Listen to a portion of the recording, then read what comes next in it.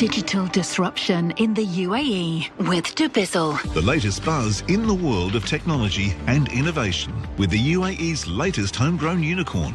Indeed it is. Been talking unicorns this morning. Well, the only homegrown unicorn here in the UAE is of course dubizzle, the biggest online classifieds portal in the region. So we wanted to get from them more about delivery, because delivery certainly seems to be part and parcel of our lives at the moment. Brandy, can you remember the last thing you had delivered? Did you have anything delivered last night? You got anything scheduled to be delivered today? I've got 3 books coming in. Australia Post keep emailing me every 4.5 minutes to tell me exactly where my books are. Nice. Which gives a little insight into the fact that, you know, every part of our lives is dependent in one way or another on delivery these days. Many UAE-based companies are now delivering products, sometimes even services like your PCR test. Basically get anything delivered to your doorstep these days. So why are more and more companies that might not have logistics at their heart looking to open delivery arms? Why are companies, dare I say it, pivoting to the model? And more to the point, what about dubizzle? Well, let's get the thoughts of the head of engineering.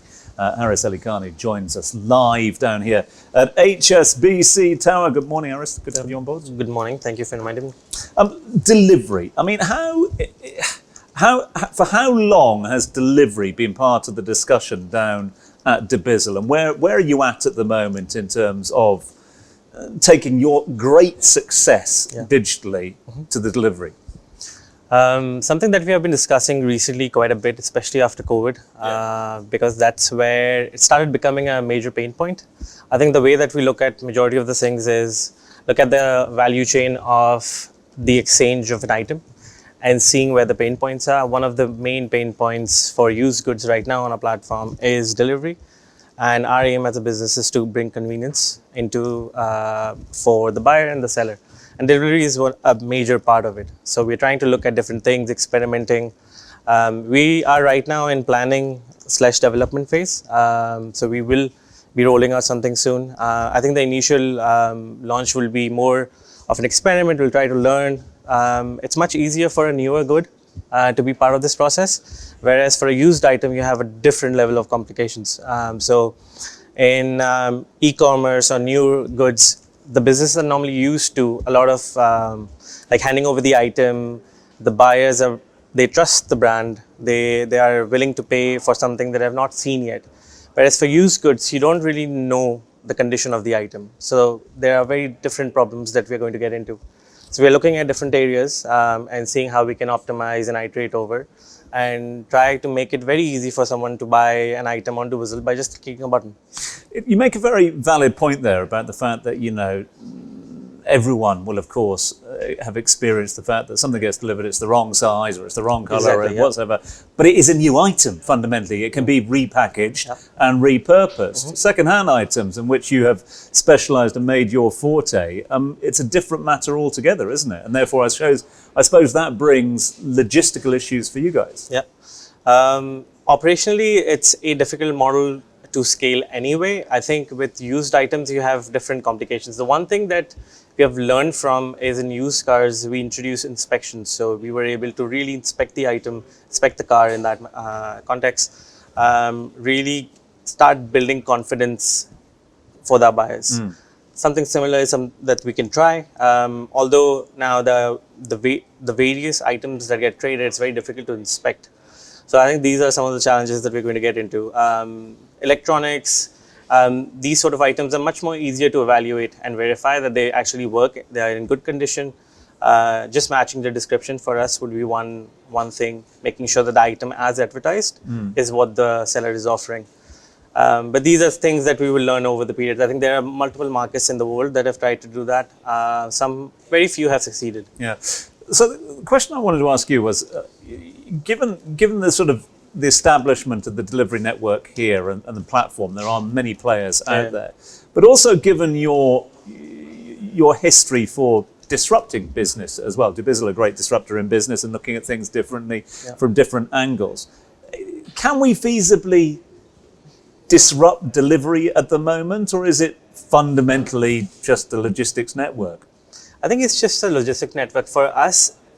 It's not for us to get into deliveries for the sake of getting into deliveries. The main reason why we're getting in there is because we want to bring more convenience to how a trade of an item happens online.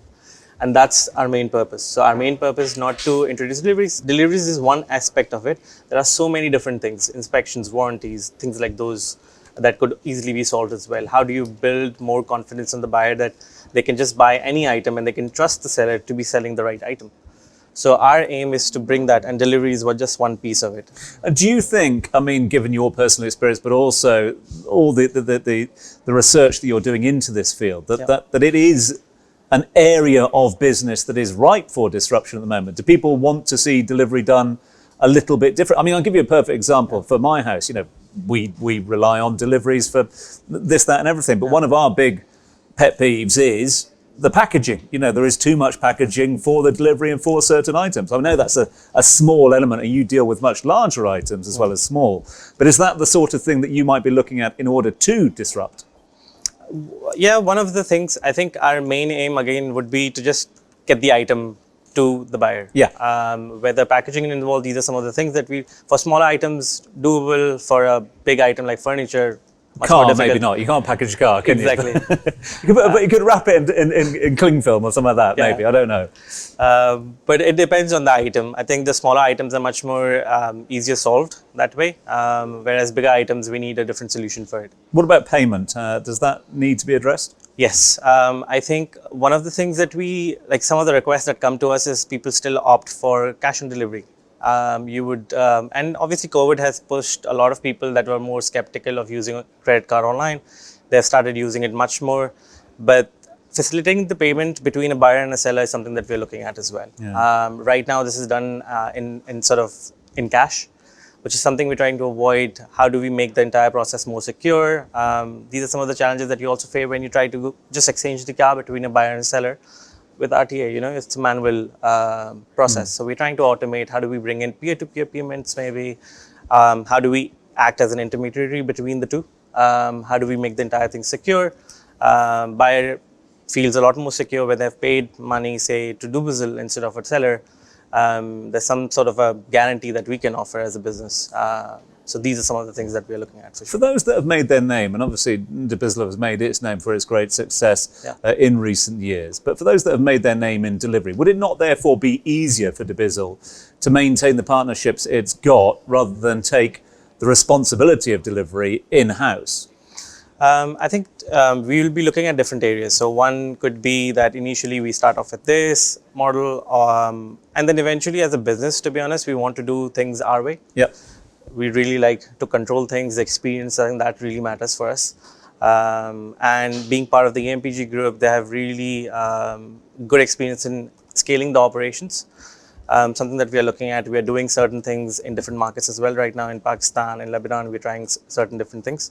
So we would, long term, I think we would want to do everything ourselves. But that's not to say that we will not be collaborating. We will be collaborating with, I think the main aim for us, again, as a business is to solve the convenience problem. Now, how we get there is something yet to be found out. Just 30 seconds we've got remaining on this one, Harris. But just in terms of that, the potential for delivery, you mentioned the word scale there. Is delivery going to continue to grow as well as the dependency? I think so. I think as we scale this to different kinds of items, we will be uncovering a lot of different problems. To ship a mobile phone is much more easier than shipping a furniture. And the problems that we'll see, the quality of a mobile phone is very easily verifiable, whereas for furniture it's quite difficult, the scratches on certain things. So yeah, we'll be seeing different kinds of problems, and the scaling would be a challenge for us. But we have done things like these before, and we are very confident that we can solve them. And we look forward to that news coming from you guys. Harris Ali Khan is the head of engineering at dubizzle, talking delivery with us here, live from HSBC Tower.